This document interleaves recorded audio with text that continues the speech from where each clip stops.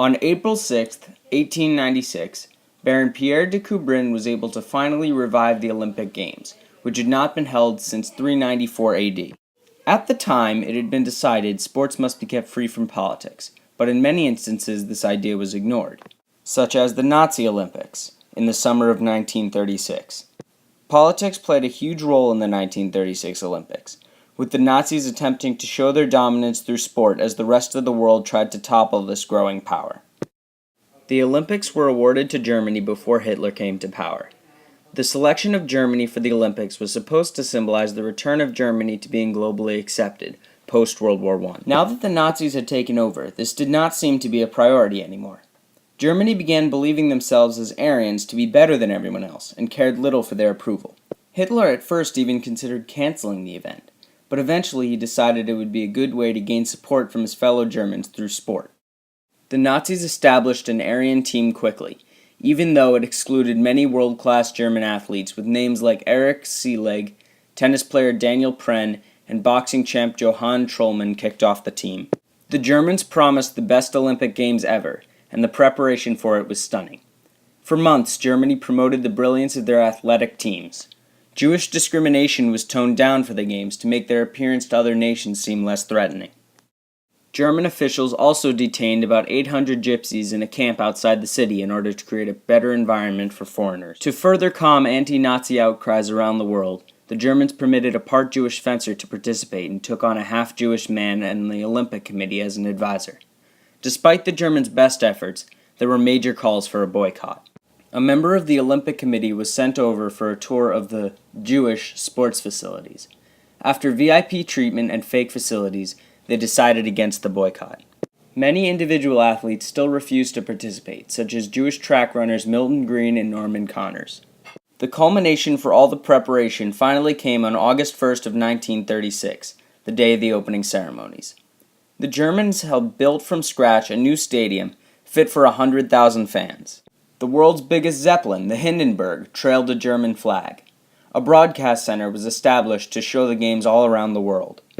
This was also the first Olympics to carry the Olympic torch from Greece to the Games, and 28,000 members of Hitler Youth stood at attention as the torch was run in. J.P. Ambrose of the New York Herald Tribune was quoted as saying the Olympics were simply a Nazi rally disguised as a sporting event. There was much controversy concerning the opening ceremonies as well, with some countries' athletes choosing to give the Nazi salute while others did not. The American team, containing 312 members including 19 African Americans and 5 Jews, were one of the major opponents to German dominance. One of the many heroes of the 1936 Olympics were the American rowing team. The University of Washington's rowing team were representing America and had been growing together for less than 5 months. One of the team leaders, Don Hume, got sick on the ride to Germany. He was in terrible shape heading into the final, yet continued. Before the 8-oared final, the German rowing team had received 5 gold medals and 1 silver out of 6 races. When the race began, the Americans fell far behind the Germans. With about 800 meters left in the race, they picked up the pace. By 300 meters, they were neck and neck with the leaders. When the event had finished, no one had known who won. When the official times came out, the Americans had won, edging out their competition by 0.6 of a second, in one of the best events yet.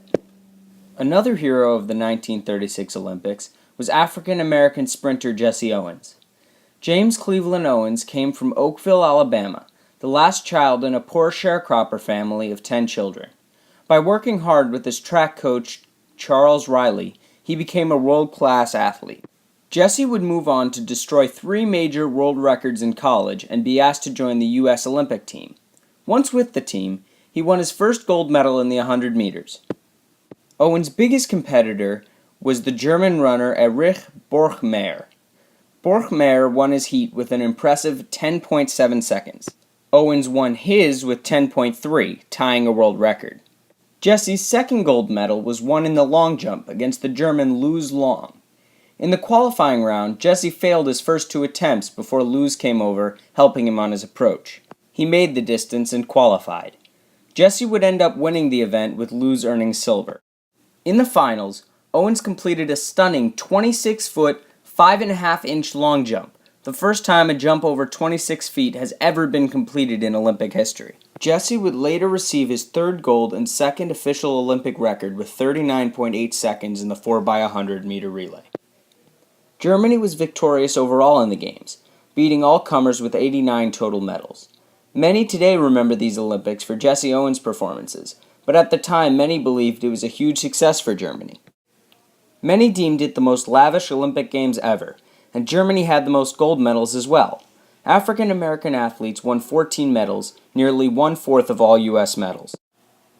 These games were supposed to show complete Aryan dominance, yet through Jesse, one black American athlete made a laughingstock of the Nazis' racist notions.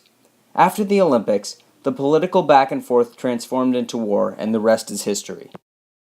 However, these events in the 1936 Summer Olympic Games in Berlin were a major turning point in the history of the Olympic Games, the balance of power in politics, and the mindset of an entire generation.